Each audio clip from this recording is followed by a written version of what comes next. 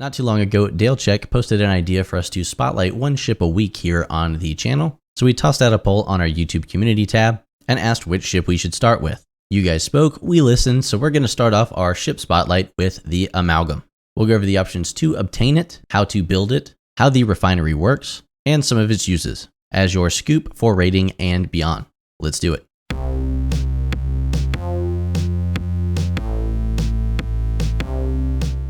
The logical starting point would be, how do you get your hands on this hideous and magnificent vessel? You'll have to acquire 100 blueprints and a level 31 shipyard before you can start the construction timer on the Amalgam.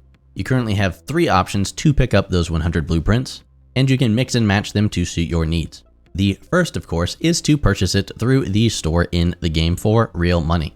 The second, you can pick up half, presumably, and possibly an entire, if the Stella from the Anthology store is any indication down the road, Amalgam's worth of blueprints through holiday and or end of arc major event stores. The final option is to pick up 8 blueprints a week when Cosmic Cleanup rolls around, which is every Saturday when there's an active battle pass. Doing the math really quickly, it will take you 12 and a half, so 13 weeks worth of Saturdays while an active battle pass is going on. So realistically around 16-ish weeks, as there's not always a Cosmic Cleanup rolling around, for you to go ahead and pick up that Amalgam. 13 to 16 weeks of waiting or your nearest event store is a long time in any game really, which begs the question, is this ship really worth it?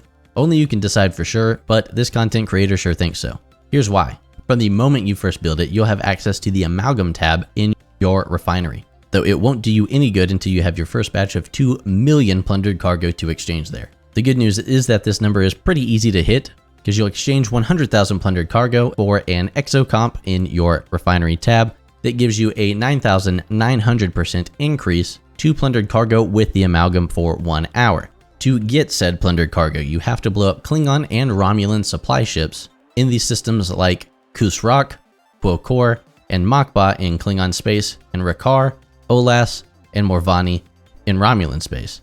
These are also the systems where you'll find Klingon and Romulan hostiles that you can blow up without affecting your reputation if you have, say, an event that requires you to blow them up and you don't want to take that hit. Those first 100,000 plundered cargo are still not the most fun to accumulate. You can do so with any ship, not just the Amalgam. I used my Vidar for hitting supply ships while I was hitting the other hostiles in the area with a D4 and an Augur, just to try to help these supply ships spawn more frequently. But a much easier route is to find somebody who has an already established Amalgam that's willing to go fill up their Amalgam with these plundered cargo and let you come hit them and take it off their hands to get jump started, much like we recommend players do with the Stella.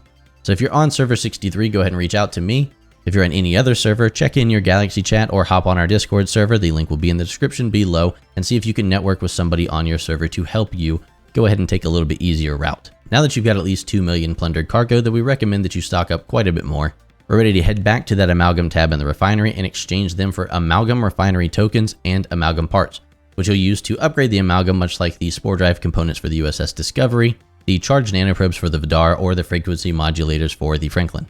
Yay, special resources that gauge ship growth. Let's circle back to those Amalgam Refinery tokens. With these, you'll head over to your Recruit tab, and now you'll see the Amalgam Special available to you.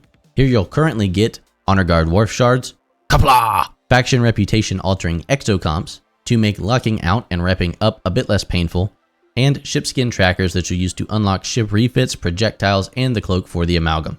The pool does scale a tad differently at the default tier 1 through 5 Amalgam versus tier 6 through 9. Beginning at tier 6, the plus 40% Klingon Federation Romulan Reputation exocomps will be dropped from the pool, and plus 100% will be added instead. The plus 70% will stay.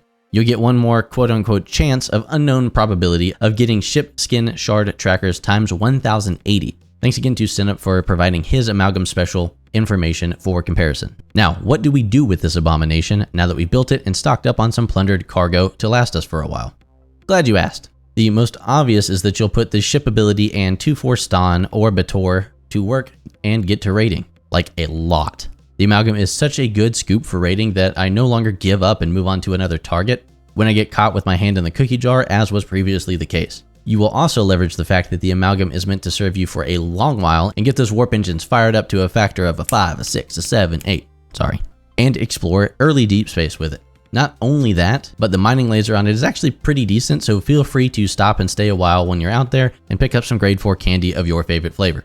Last but not least, PvE-ers cover your ears. You can crew that bad boy up for battle and it makes an incredible OPC hunter in lucrative space especially, if your servers or alliances rules of engagement allow it, if you're at war, or if you're just a card-carrying member of the non-Rose Society. However, don't expect to make any friends if you do that, but with all your grade 3 resources that you can accumulate very rapidly, do you even need friends? If you're gonna get one of my ships out there, personally, I would prefer that you did it with an amalgam, so that at least those materials go to somebody and stay in the player's hands and don't just get vented out to nothingness. I have a slightly different opinion, I guess, on the game from a lot of players. I think a lot of players are way more attached to their materials than I am, so please don't hate on me too much for my own personal opinion here.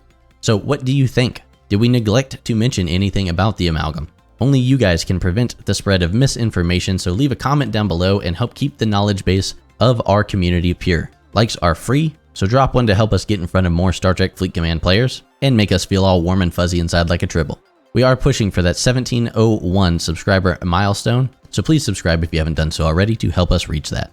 Have your friends, neighbors, countrymen, pets, whatever subscribe as well, please. Can't hurt. Check out our live streams right here on YouTube, Fridays from 9 p.m. to 11 p.m. Eastern, though they might change a little bit, so join the Discord server with the link down in the description to stay on top of that. There are many ways to financially support our channel and help us keep the lights on. The link will be down below to donate via PayPal in the description if you feel so inclined. No donation of any size is unnoticed or unappreciated here, and a huge shout out to all of those who have pitched in already. Seriously, thank you. Check out the videos about to warp on screen momentarily for more Star Trek Fleet Command and other gaming content. Times are tough right now, so remember the words of Elnor and choose to live, my friend. Live long and prosper, and we'll see you again soon.